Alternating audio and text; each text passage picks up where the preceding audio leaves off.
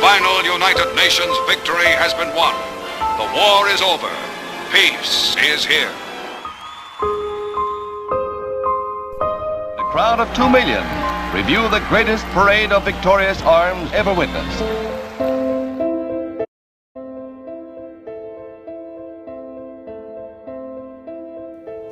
This documentary is about psychological warfare during times of war. We have all been taught the political and economic sides and perspectives to the Cold War, but the public face of the wars have not reflected these complexities.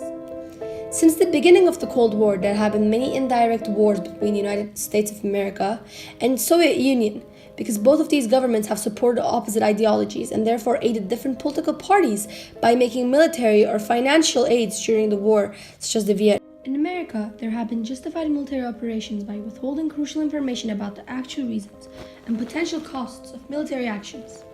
Instead of presenting the truth to the public, the government chose to present an easier version by making people not carry the weight of reality of war, but instead the information that only focuses on the lighter responsibilities of the citizens, such as supporting the troops or trusting the government. The government was able to clearly get across information out of the White House into the homes by using a modern communication device, the television. The TV would include the news, interviews with White House officials, speeches from the president, and international information about. An iron curtain had dropped around Poland, Hungary, Yugoslavia, Bulgaria. It can't happen here?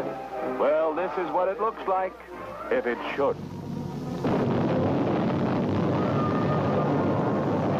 The consistent storyline on the news about the war was not there to inform the people, but to generate and maintain sport and enthusiasm for war.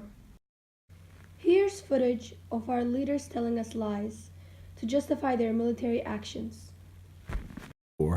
President Lyndon Johnson falsely claimed that an attack on U.S. gunships by North Vietnamese forces in the Gulf of Tonkin gave him no choice but to escalate the war in Vietnam. Renewed hostile actions against United States ships on the high seas in the Gulf of Tonkin have today required me to order the military forces of the United States to take action in reply. Norman Solomon, a journalist and a former U.S. congressional candidate, noticed basic contours in the Vietnam War and the intentional false logic the government has chose to utilize. As a teenager, I read about the war in Vietnam as it escalated, and as I became older, I wondered the truthfulness of the statement from top officials. The White House kept repeating and justifying their acts of violence and war as if they wanted peace. Somehow, our nation believed the logical fallacies being used in our everyday life. The government officials repeated something over and over as if it was correct. This caused the public to believe their twisted lies and national indoctrination. Using propaganda to manipulate the masses is not new. In fact, many historical figures have got to their power by manipulating the masses. The USA, for example, released opposite videos against the beliefs of their own nation. Specifically, this video. That we are living in an era marked by the growth of socialism, its basic godless philosophy. Lying, dirty, its goal of world conquest.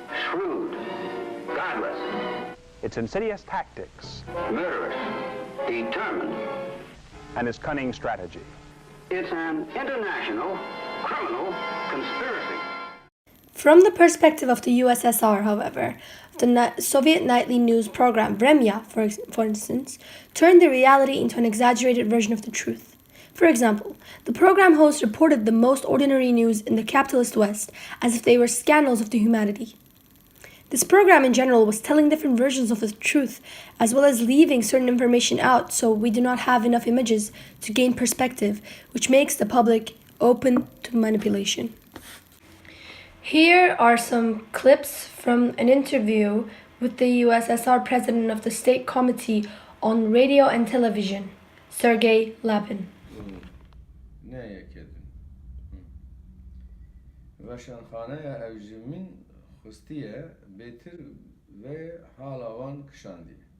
Tüya rastî bixwazî bi vergerandina wê pirtûkê çend quruşpere ji digihêje destên me. Bi vê navê sohbeta me cama diçû dama rahmetî Celaletbeg û kovaran hevarê.